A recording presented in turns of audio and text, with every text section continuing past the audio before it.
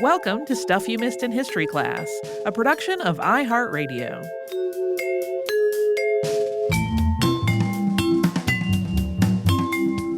Hello and happy Friday. I'm Holly Fry. And I'm Tracy V. Wilson. We talked about spray paint this week. Yep. I have a story about my own ding-dongery as usual. Okay, good. I initially wrote a note at the bottom of this to talk about where I was like, Millet's life sounds sort of awful to me. Mm-hmm.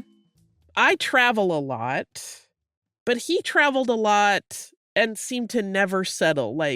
And I was telling my beloved about this, and he was like, it honestly doesn't sound that different from your schedule. And I was like, shush. But anyway, I played myself on that one. And I really sort of love Millet a little bit because I see things in him that I recognize of myself. I would never claim that I achieve anything near what he achieved, but just that kind of, I want to work in a million different things. I want my hands in a bunch of different pies, busy bee thing. I get it. Mm-hmm. I don't know that I'm done with Frank Millet. There's a non-zero chance we'll get a more in-depth version of his life on the show in the future because I do find him really interesting.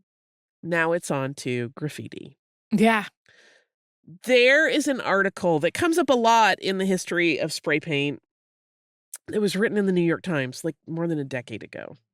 And just as we have, I think, referenced on the show, if you ever just want to be like, man, humans will fight about anything, go to like the New York Times cooking page or any of their social sites and watch people argue about the recipes. Mm-hmm. The same thing happened on this article about the history of spray paint and the reference to graffiti art. Okay. Because a lot of people wanted to grouse and say you cannot put those two words together. Mm-hmm.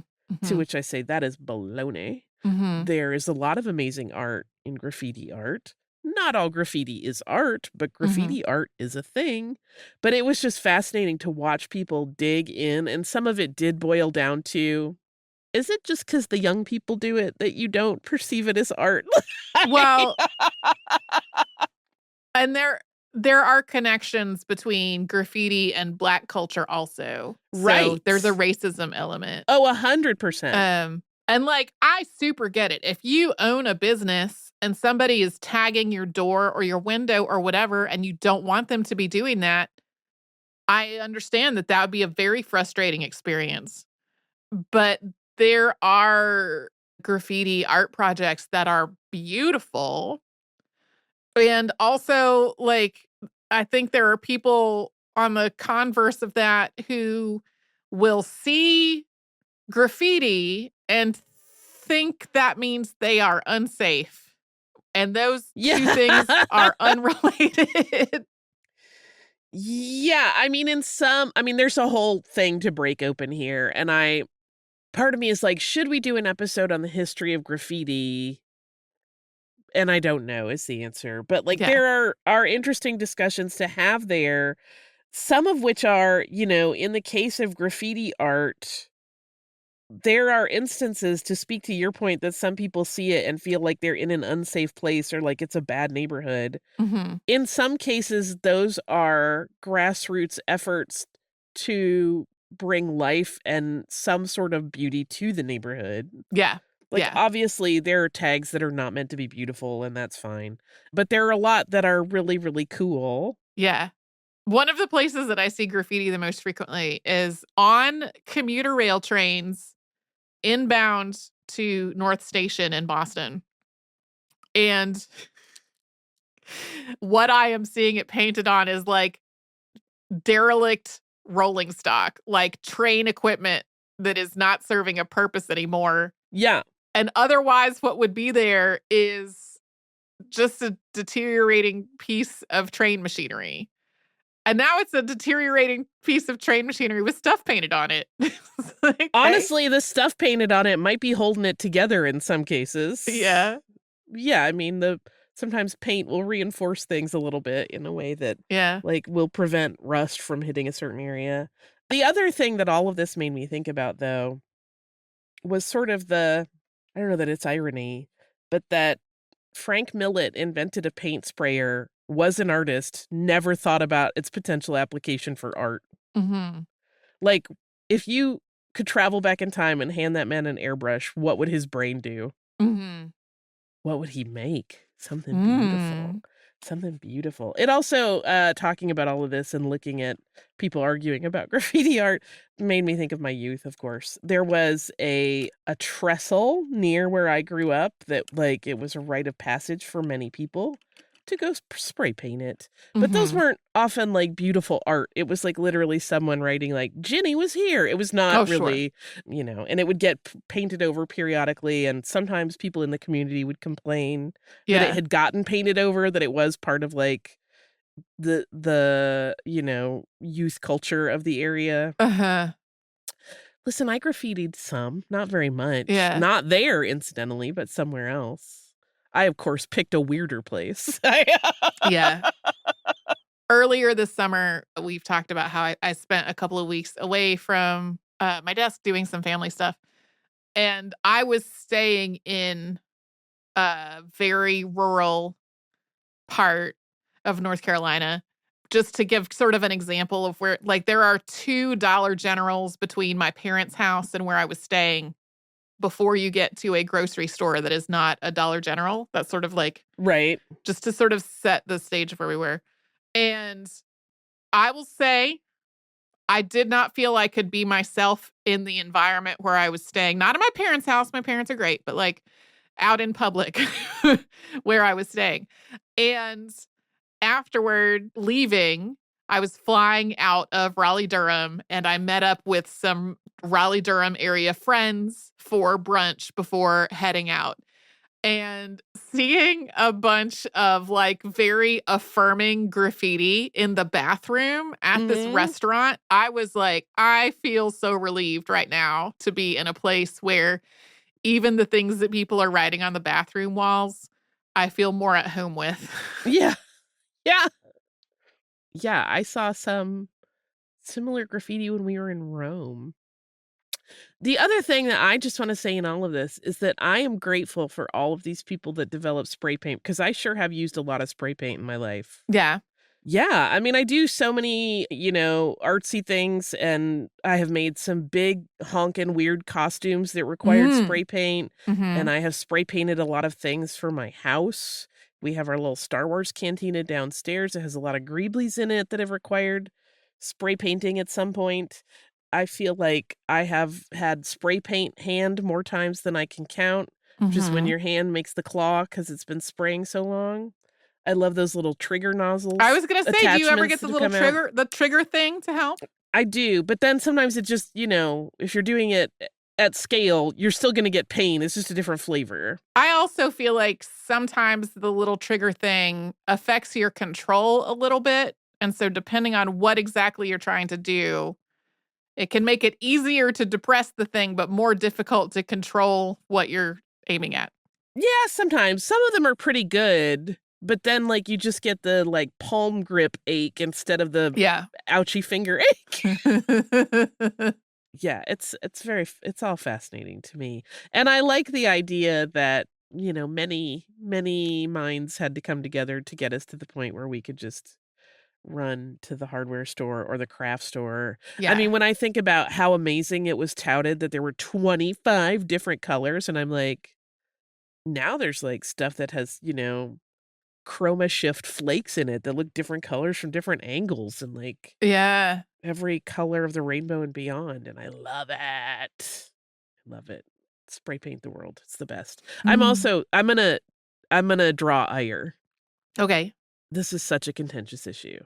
Mhm. I deeply dislike wood grain. Okay. So I wanna paint things that are wood. I know that many people get irate when they see, like, antique furniture that's been painted. Mhm. Not me. Paint right over it, baby. Make it pink, make it purple, whatever.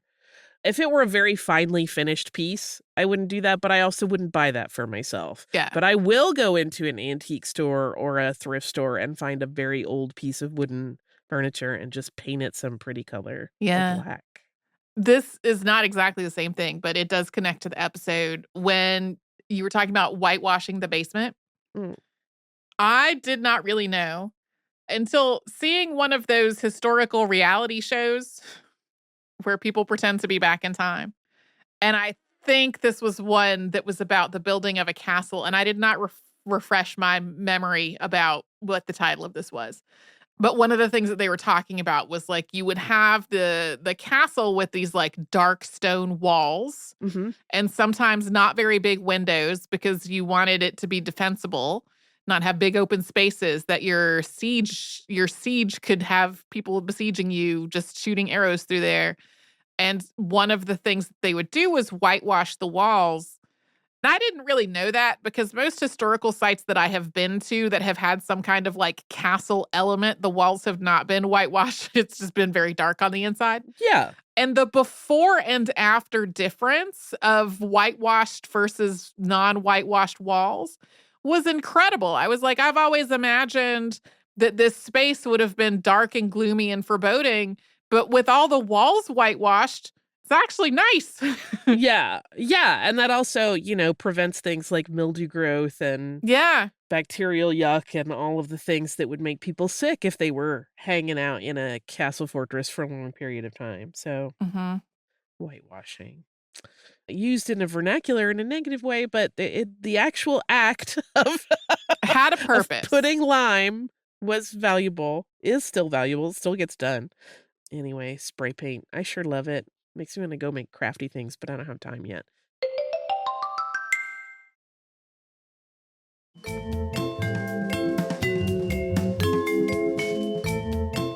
We talked about the Dickin Medal and some animals that were awarded it. Yeah, I cried Uh, about the Dickin Medal a lot. I apologize, Holly. She thought it was safe. Yeah, well, It's often never when I'm safe. working on an episode, I have a good sense of whether it's going to make you cry. And I misjudged this one because I intentionally leaned toward animals who some of them were posthumously awarded the medal, but it wasn't because they died while doing the thing that earned them the medal. And I kind of tried to keep the animal harm to a minimum. And so I had thought that made it reasonably safe territory. I was incorrect on this. So I apologize, Holly. And I Okay. apologize, Casey, our producer, who is the For the person who many will audio edit the pauses. episode. Well, I have to distract myself by thinking about Star Wars so that I stop crying. Yeah, yeah, we cry Yeah, about all the animal things. it makes sense. Sometimes I will check with you ahead of time to see if you think something is going to make you cry, and sometimes I am right, and sometimes I'm wrong. We all have different things that Yeah. cause the waterworks to happen. I mean, I cry at everything anyway. I was just telling you I've Yeah. been on a kind of grueling schedule as of late, and it's gonna keep going for a little while, and that makes me very weepy. Even when I'm not the least Yeah. bit sad or emotional, like I just have a physical response to being tired that is crying. Yeah. Yeah. If I am sick at all, Oh, and it can be yeah. like sick in actual illness or sick just feeling kind of bad because, like, for example, if I have just gotten a vaccine and it's made me feel a little achy, I might just cry over everything. I can't remember if I had like a mild cold. I had something that was causing me to feel a little unwell. And I turned on My Little Pony Friendship is Magic Oh, and yeah. just started weeping over the theme song. It happens. Yeah. I think I may have told you this story. After my little surprise gallbladder surgery last year, which went great, I came home and for the first 2 days I did nothing but sit on the couch watching Bluey and crying. And I Oh, was even wow. like, "What is going on?" And then, like, that second day I had, like, a late lunch, and after that I was like, "Oh, I'm fine." And it was like, literally like a window had opened and the sun had come out. And then I read that Dilaudid, which is a very heavy-hitting pain management drug that they will give Uh-huh. you in the hospital, one of the side effects is uncontrollable weeping. And it was like, "Oh, I guess it just left my system because I'm Wow. aces now." Okay. Good Some to of it know. initially was like that I felt like garbage, and it's that thing of Yeah. like, is this my life now where I don't feel Sure. like myself and I feel like I am incapacitated in terms of my vigor not being here and like not being able to Uh-huh. engage with the but that had, passed pretty quickly, and then I still was like, "Why am I still crying?" And it was like, "Oh, it's literally chemical." Okay, cool, cool, Yeah. cool, cool, cool. Yeah. Fascinating. One of the things that we talked about in this episode was the influence that the People's Dispensary for Sick Animals had on the world of veterinary medicine in the UK, which we have a whole episode on, like, a brief history of veterinary medicine. I can't remember if that's already been a Saturday Classic or not off the top of my head. I don't remember either. Yeah, we talked some about, like, the shift in focus from large farm animals, especially horses, but also cattle and sheep, to more of a focus on companion animals. And there's a lot that went into that. Some of it had to do with how many people were living in rural areas and had a cow or a horse or whatever, and how many more people were living in urban areas and instead have pets. It was connected to how people thought about animals like dogs and cats and pets. It was also related to the People's Dispensary for Sick Animals, establishing this idea that, yes, these animals also deserve care, including veterinary care. One thing that we didn't really get into that was discussed in a couple of the things that I read for this episode was that at this point, there was a shift in some of what goes under the umbrella of animal rights advocacy. Mhm. And how prior to this, a lot of people, a lot of whom were women, who were advocating for animal welfare, a lot of them were advocating for, like, anti-cruelty laws to, outlaw people who used working horses in their daily worlds to not allow cruelty toward those horses and to not allow cruelty to smaller animals either. Right. And at this point, a significant portion of, like, the animal welfare advocacy shifted toward providing veterinary care for animals. And that just sort of being a shift in the mindset of what animal welfare and animal rights advocacy meant. Yeah. And now we'll go to the emergency vet and stay up all night with our creatures. Yeah.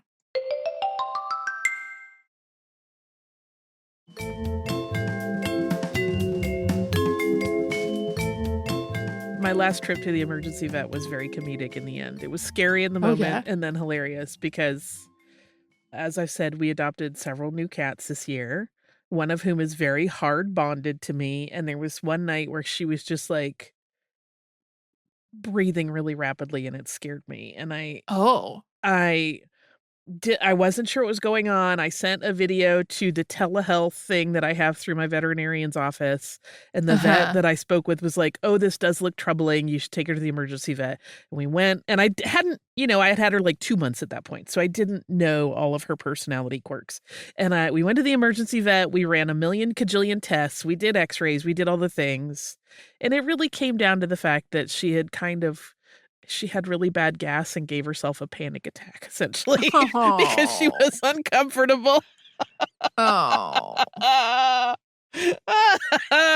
She's a chip off the old block, but, Yeah. she's a hoot, that cat. I love her. I love her. Yeah.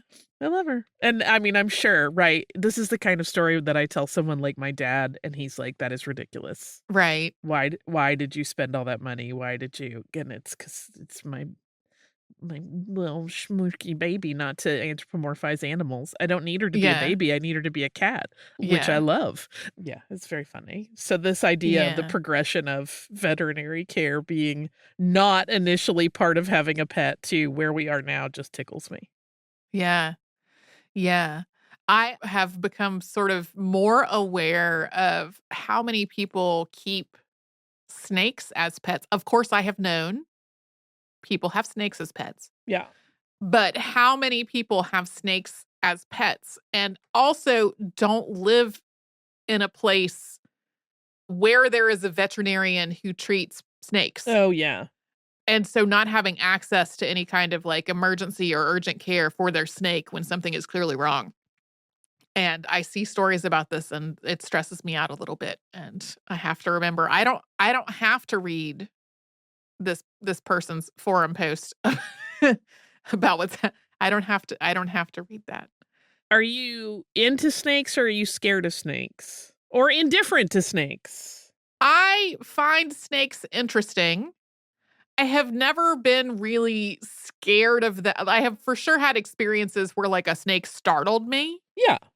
I mean, my but I husband do startles me sometimes. Anything yeah. can startle you.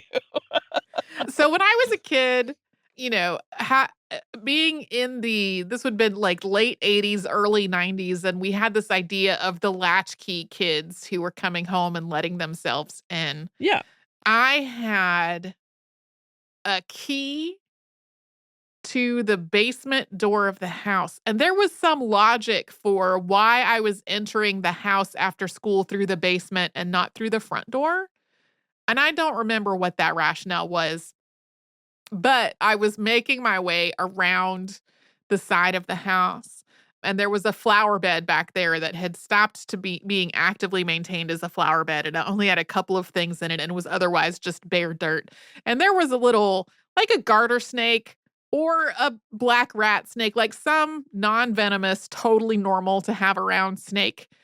But I saw it out of the corner of my eye and it startled me enough that I leapt backwards. Like I was in a cartoon. So anyway, I am not afraid of them. I do find them interesting. I do also find some of them unnerving enough that I like looking at them to just sort of, keep myself acclimated to the fact that snakes are cool and they're good to have around. But I get a little stressed out sometimes at the number of people whose post about their snake is like, my snake is sick and there's no vet to take it to. Yeah, that would suck. Yeah, which is just a thing to keep in mind if you are bringing an animal into your life. Yeah. Is veterinary care accessible? Yeah. Uh, That's a biggie. yeah. A lot of people focus on, like, being able to afford veterinary care, especially when it comes to things that are, like, expensive veterinary procedures, but there's also just, like, is there a vet Yeah. that you could take it to? Yeah, both of these are important Um, factors. yeah. I enjoyed working on this episode. I had just as like I said in the introduction to it, just the longer I worked on Buck versus Bell, the angrier I was. And then I was like, we're going to do some cute animal stories. And yes, there's animal peril, but also we're going to talk about some good dogs and cats and pigeons and a horse. If you want to learn more about pigeons, Rosemary Moscow has the guide to pigeon watching that we mentioned. A number of other books. So lots of stuff from her if you're interested.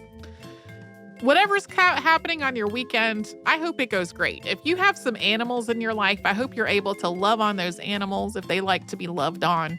If they like to be observed from afar, have fun observing your animals from afar.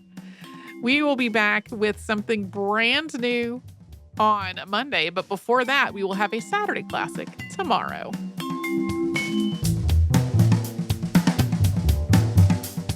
Stuff You Missed in History Class is a production of iHeartRadio. For more podcasts from iHeartRadio, visit the iHeartRadio app, Apple Podcasts, or wherever you listen to your favorite shows.